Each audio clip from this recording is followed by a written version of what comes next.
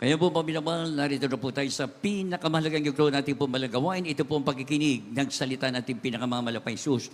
Kaya inanyan ko po kayo tumayo bilang pagbibigay galang salita na ating pinakamamalapay sus. Nadadali po nating mangaral ang ating beloved preacher, beloved Brother Hill Cruz. Palakpakan po natin ating pinakamamalapay sus. Amen. Praise the Lord. God bless you po, beloved co-preacher, Brother Paul Manzano. At tayo po muna magkasa pong dumalangin sa ating pinakamamahal na Panginoon Kristo upang tayo po ipatuloy na patnubayan, gabayan ng ating dakilang Diyos na buhay. Amen. Praise the Lord. Opo, dakilang mapagpalang ang mabanal sa langit, sa makapangyarihang pangalan mo, aming pinakamamahal na Panginoon Kristo na pinagbubukan ng mga biyaya sa unang mabungang panalangin, aming binilabila po ng Pastor Evangelist Wilmer and the Papa Ugab. Isa pa kaming nagpupunay kapasalamat sa bawat yugto na aming banalga pinagparte ng isan sa iyong patuloy na pagtuloy sa aming kalagitnaan. Patuloy ka na sa amin sa tutuwin na, O Diyos. Sa bago po yan, sama kaming buong pagpapakumaba.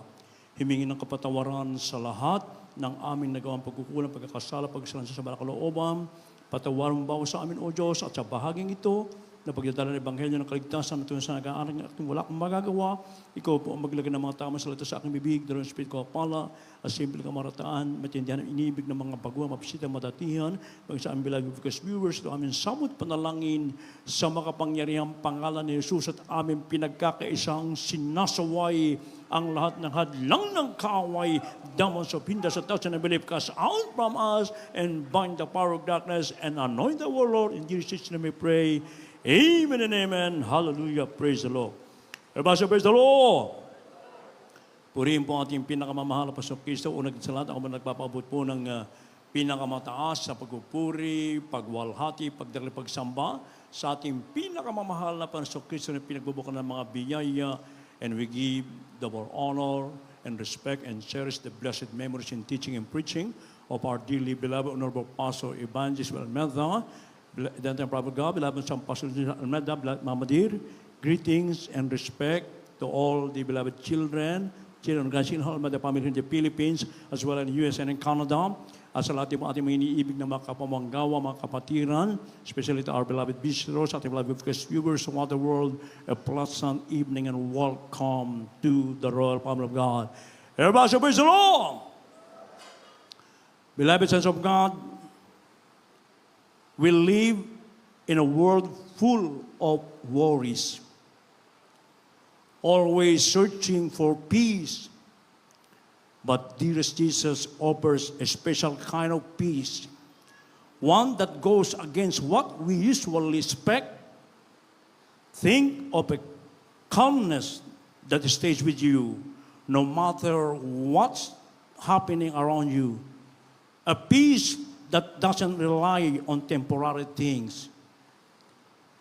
This amazing gift, a peace that comes from God and is offered personally to us. Palakpakan mo din pinakamamalapan. Praise the Lord. Mga iniibig, na bubuhay po tayo sa mundong punong-puno ng alalahanin. Laging naghahanap ng kapayapaan, ngunit ang kapayapaan ng ating pinakamahal na Jesus ay nag-aalok ng isang natatanging uri ng kapayapaan na salungat sa ating karaniwang inaasahan. Isipin ang isang kapanatagan na nanatili sa iyo anuman ang nangyayari sa paligid mo, isang kapayapaan na hindi umaasa sa mga panandaliang bagay, mga iniibig. Kaya nga ang kamanghang regalo ng kapayapaan mula sa Diyos, ito po ay ibinibigay sa atin kung ating siyang paglilingkuran ng buong katapatan. Kaya sabi ng banal na kasulatan, dito po sa from the Gospel of St. John, chapter 14, verse 27, kanilaman po. In the book of John, chapter 14, verse 27, peace I live with you, my peace I give unto you, not as the world giveth, give I unto you. Let not your heart be troubled, neither let it be afraid. God bless you po sa Tagalog.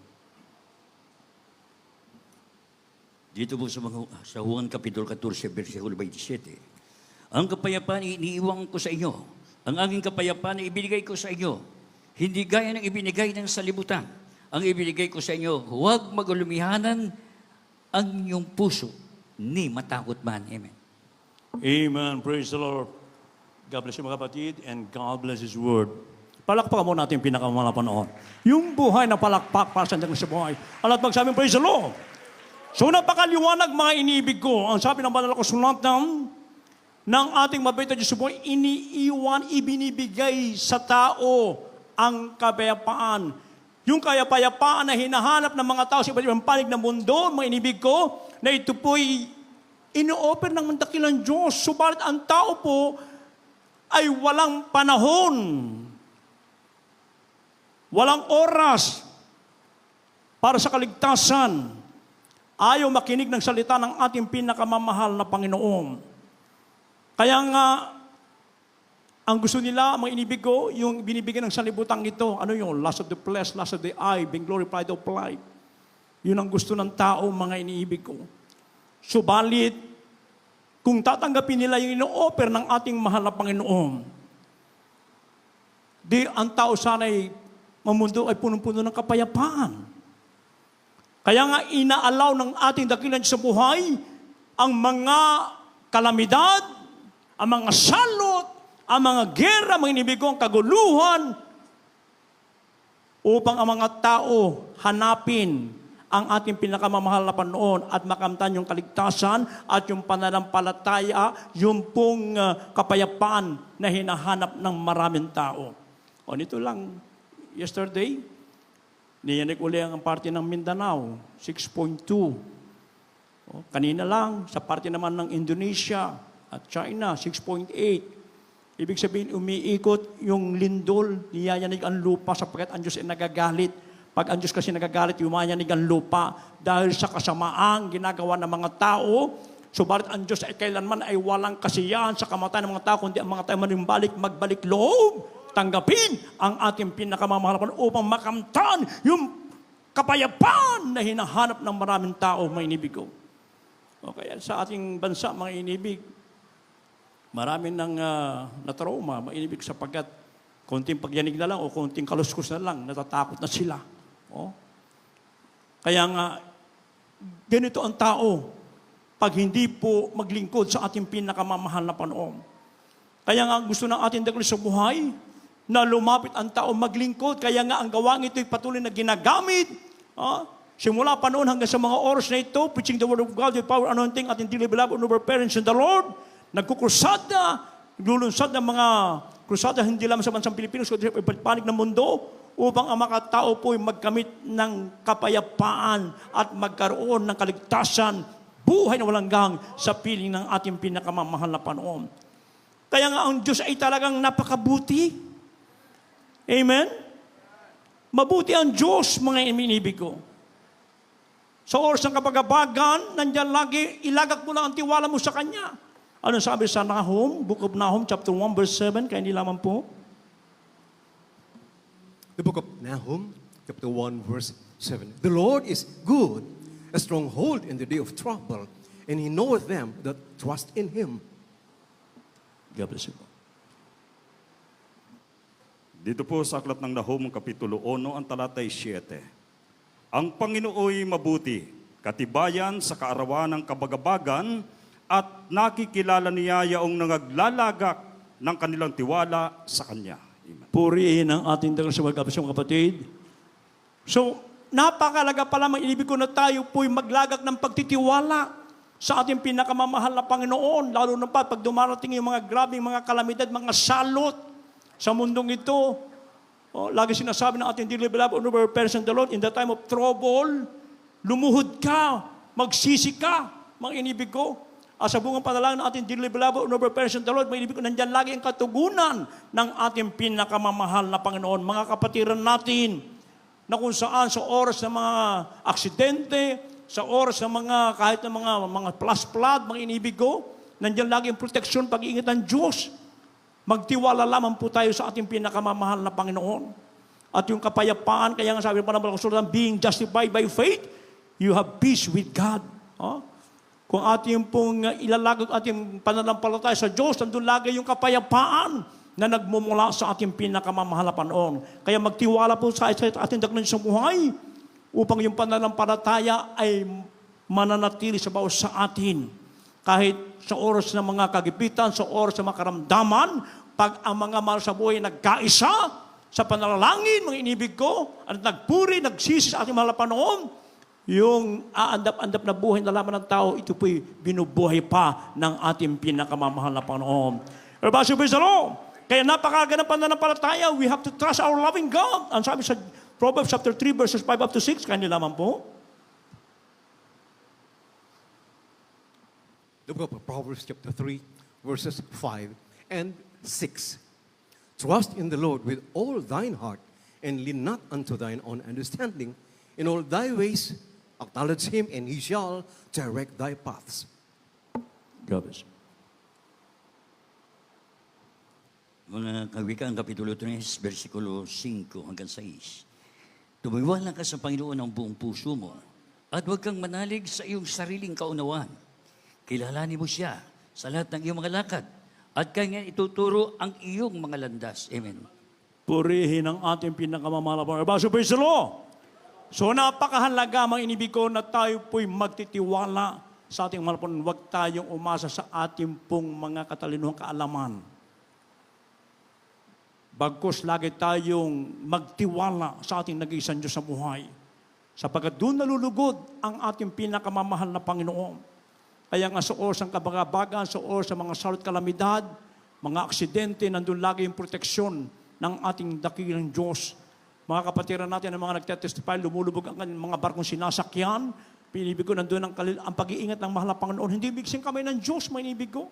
Bagay sa mga kapatiran natin, mga seafarers, mga inibig ko, pag pinapasok, yung mga barko na mga sinusundan nila, nararansak yun. Pero pag andun yung mga kapatiran natin sa ibang barko na kasunod, hindi nila nakikita sapagkat merong isang Kristiyano na nagtitiwala, sumasampalataya sa ating pinakamamahal na Panginoon, sa buong padalang beloved person the Lord, nandun lagi yung pag-iingat. Minsan ka naakyat pa sila eh.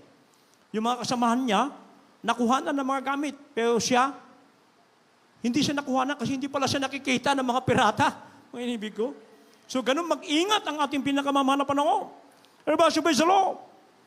Kaya nga yung kapayapaan ay mananatili lamang sa bawat sa atin kung tayo po ay sasampalataya, magtitiwala, ilalagat natin lagi ang ating tiwala sa ating pinakamamahal na Panginoon. Ano man ang mangyari sa mundong ito, may problema ka man, may karamdaman ka man, nasa kahirapan ka man, lagi lamang tayo magtiwala sa ating mahal. Yan ang laging turo sa atin ng ating dearly beloved honorable parents the Lord. Yung kanilang mga turot aral, huwag natin kalilimutan. I-treasure po natin yan na higit pa sa kayamanan sapagat yan po ang magagamit natin sa nalalapit na pagbabalik ng Diyos at yung kapayapaan naman mananatili sa atin. Kaya dito sa banal na kasulatan, may babala ang banal na kasulatan. Sa mga hindi tumatalima, hindi mo sumusunod. Bagamat sinasabi nila na pinagaling ng ang kanilang bayan ang kanilang karamdaman, subalit wala pa rin kapayapaan. Sinasabi nila na kapayapaan, subalit dumarating naman yung sudden destruction. Ano po sabi po dito sa book of Jeremiah chapter 6 verse 14 and 1 Thessalonians chapter 3 verse 3, kindly po. The book of the prophet Jeremiah chapter 6, verse 14. They have healed also the hurt of the daughter of my people, slightly saying, peace, peace, when there is no peace. First book of the Thessalonians chapter 5, verse 3. For when they shall say, peace and safety, then sudden destruction cometh upon them as travail upon a woman with child, and they shall not escape. God bless you po. Dito po sa Aklat ng Jeremias, Kapitulo 6, ang talata po ay 14. Kanilang pinagaling din naman ng kaunti ang sugat ng aking bayan, na sinasabi, kapayapaan, kapayapaan, gayon may walang kapayapaan. Dito po sa Aklat ng Unang Tesalonika, Kapitulo 5, ang talata ay 3, pagka sinasabi ng mga tao, kapayapaan at katiwasayan, kung magkagayoy darating sa kanila ang biglang pagkawasak, na gaya ng pagdaramdam sa panganganak ng babaeng nagdadalang tao at sila'y hindi mga katatanan sa anumang paraan. Amen. Purihin po ang ating pinakamamahal na Panginoon. Kaya nga may ibig, ito po yung mga taong na hindi tumatalima at sumusunod sa utos ng ating dakilang Diyos sa buhay. Kaya kahit anong sabihin nila na sila pinagagaling, ang kapayapaan na sila, walang kapayapaan sapagkat kailanman, sabi ng Biblia, walang kapayapaan sa mga taong masasama, mga inibig ko. At pag sinasabi ng tao, peace and safety, then sudden destruction will come. Kaya wag po tayong magpakampante, mga iniibig ko. Tayo bilang mga anak ng Diyos, kahit anumang dumating ng mga salot kalamidad, lagi tayo nandun sa kapayapaan. Sapagkat tinuruan tayo ng ating mga magulang sa mahal na panahon na wala tayong ibang aasahan, pagtitiwalaan. Sa oras ng kagipitan, sa oras ng mga kalamidad, lumuhod ka. Umiyak ka, tumangis ka sa ating pinakamamahal na panahon, katulad ng ginawa ng ating mahal na kapatid. Isang beloved adult square member, ito yung press na press lagi sa aking isipan. Sapagkat pagkagaling natin ng overnight prayer meeting, nag-uwian tayo, mga inibig ko. Pagkatapos alas 10 ng umaga doon sa kanilang lugar, sa lugar ng San Mateo, Rizal. Pagkatapos biglang nagsisigawan yung kanyang mga kapitbahay, hindi niya alam kung bakit nagsisigawan. Basta sinasabi, mamamatay tayo, yun ang sabi na napakinggan niya. Kaya nung napakinggan niya, wala siyang ginawa, kundi lumuhod kaagad, umiyak, tumangis sa ating mahal na Panginoon, sa bungang panalangin ng beloved and noble parents in the Lord, mga inibig ko, nirebuke niya kung ano man yung dumarating ng parating na panganib na yun, mga inibig ko, at nakita niya nung siya'y lumabas, out from nowhere, strong wind, from out nowhere, mga inibig ko, biglang i-divert sa ibang direksyon, yung flash flood na yan, na rumaragasan mga putik bato, mga inibig ko, nililigtas yung kanilang tahanan, maging kanyang pamilya, palakpakan mo at yung pinakamamalapan. Everybody say, praise the Lord! Kapatiran pa natin, mga inibig ko, na kung saan ay yung kanilang palayan ay dahil sa bagyong Undoy ng mga panahon na yon, ay talaga naman pong naapawan. Ano pang expect mo na aanihin mo? Wala na, mga inibig ko. Subalit ang ating mga kapatid, at peace pa rin, nagtiwala sa mga nagpuri ilang araw. Lumabas ang haring araw, mga inibig ko, pagkatapos, after 3 days, nakita niya yung kanyang palayan, 1 hektarya, biglang tumayo, at pagkatapos, nung nag-harvest, dapat sa 1 hektar, mga inibig ko, 100 kabans lang ang na-harvest po niya, usually. Pero naka-harvest siya ng 125 kabans of palay. Palakpakan natin pinakamamalapan. Kaya nga, yan ay mga dakilang himala ng Diyos sa mga anak na patuloy na lumulakad ayon sa kanyang katwiran. Kaya nga maalala ko pa, mga inibig ko, yung sudden destruction na dumating 2007, kung maalala po natin, yung a very strong earthquake from Indian Ocean na nag-cause ng tsunami. Ilang bansa ang tinamaan ng mga panahon na yan. Actually, according to the survey, mga inibig ko, nagtataka sila ba? Ang Pilipinas po ang unang tatamaan ng tsunami na yan. Subalit, dahil nandito ang propeta ng Diyos at yung pastor na nagmula sa ating mahal na Panginoon, nandito ang mga matatapat na Kristiyano na naglingkod sa ating mahal na Panginoon, mga inibig ko, isipin mo, diretsong gano'n sa Pilipinas, biglang kumana na pa gano'n, ang unang tinamaan, mga inibig ko, yung bansang Indonesia, Sri Lanka, iba-iba pang mga bansa, maraming bansa tinamaan, mga inibig ko, at ilang daang libo ang nangamatay, mga inibig ko. Ang mga barko nga, nandoon sa tuktok ng building ng Japan, mga inibig. Pero ang bansa natin, iniligtas ng ating mahal na Panginoon. Ganyan magpalang ating pinakamahal na Panginoon, mga inibig ko. Ngayon, upang mapanatili sa atin yung kaligtasan, yung kapayapaan na ipinagkaloob ng Diyos sa atin, na iniiwan sa atin, ibinigay sa atin, ano ang pinagagawa ng Diyos na dapat gawin ng lahat ng tao, maging na ilang Kristiyano na hindi pa naglilingkod ng tapat sa ating mahal na Panginoon. Ano po sabi sa banal na kasulatan, dito po sa from the 2 Corinthians, chapter 13, verse 11, kaya naman po, In the second book of the Corinthians, chapter 13, verse 11. Finally, brethren, farewell. Be perfect. Be of good comfort. Be of one mind. Live in peace. And the God of love and peace shall be with you. God bless you po. Ikalawang mga taga-Korinto, Kapitulo 13, versikulo 11. Sa katapus-tapusan, mga kapatid, paalam na, magpakasakdal kayo, mag-aliw kayo, magkaisa kayo ng pag-isip, mga buhay kayo sa kapayapaan, at ang Diyos ng pag-ibig at ng kapayapaan ay sa inyo. Purihin po ang ating pinakamamahal. Minsan pa natin palakpakan natin sa buhay. Everybody say, praise the Lord! So ito yung pinagagawa ng ating dakilang Diyos, magpakasakdal ang bawat isa sa atin sa tutuwina. Lumakad tayo ng banal sa harapan ng ating malawang sabayat ang Diyos at tawag sa atin ay banal. Kaya magpakasakdal po tayo, mga inibig ko. Hindi lamang sa ating pananambahan, kundi saan man tayo mapuntang lugar. Magkaisa lagi tayo ng pag-iisip. Lagi tayo sa ating pagpupuri, lagi tayo nagkakaisa sa ating pagpupuri sa ating malapanoon. Nagkakaisa tayo lagi, kaya nagkakaaliwan tayo. May inibig ko, inaaliw tayo ng malapanoon. Ano man mga problema kinakarap natin, mga problemang dinaranas sa mga bawat sa atin, may inibig ko, nandyan lagi ang comfort ng ating pinakamamahal na Panginoon. Yung pag-ibig ng Diyos na sumasa atin, lagi. Kaya ang kapayapaan ay nasa sa atin. At pag nagawa natin ang mga bagay na yan, ay sasagawan lahat ng kalooban ng Diyos, magtapat sa lahat ng bagay, sa pagbibigay, sa pagdalo, sa pag-ayuno, lalo't ating namamalas ang nalalapit na pagbabalik ng Diyos, may inibig ko, upang yung kapayapaan manood sa atin, may inibig, at magmanapat tayo ng bulan langgang. Anong pangako ng ating malapanoon? Dito po sa last verse, Psalms 29 verse 11, maganda na po maawit, manunugtog, kaya nila po. In the book of Psalm chapter 29, verse 11, the Lord will give strength unto His people. The Lord will bless His people with peace. God bless you po. Ito po sa Aklat ng Mga Awit, Kapitulo 29, ang talatay 11. Ang Panginoon ay magbibigay ng kalakasan sa kanyang bayan. Pagpapalain ng Panginoon ang kanyang bayan ng kapayapaan. Purihin ang ating pinakamahal.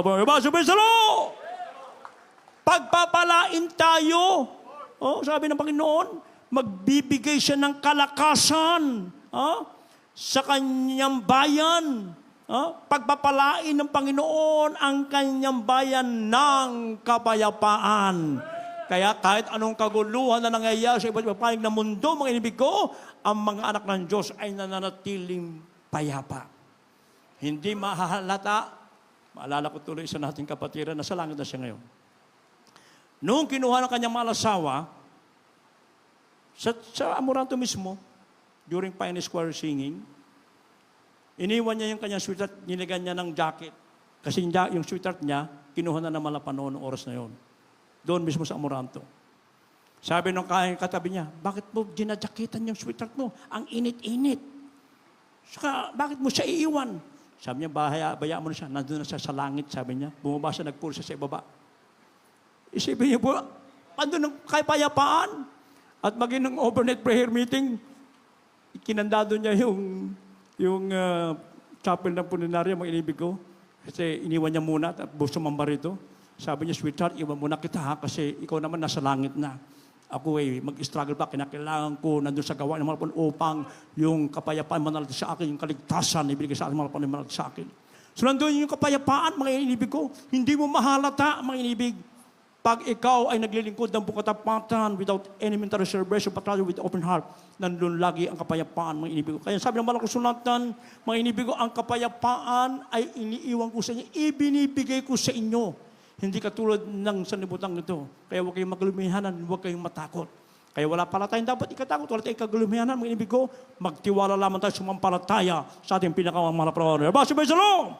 Tayo pala tayo tumayo, mga inibig ko, and we are inviting all the beloved visitors to please come forward and accept our loving God in your heart. Hanggang sa ating mga beloved viewers, at habang aking binibigay pong pangataon, sa ating beloved ordained preacher, Louis Angles, sa kanyang pong altar call. Gawin natin panalangin ang awiting ito, mga inibig ko. Hallelujah.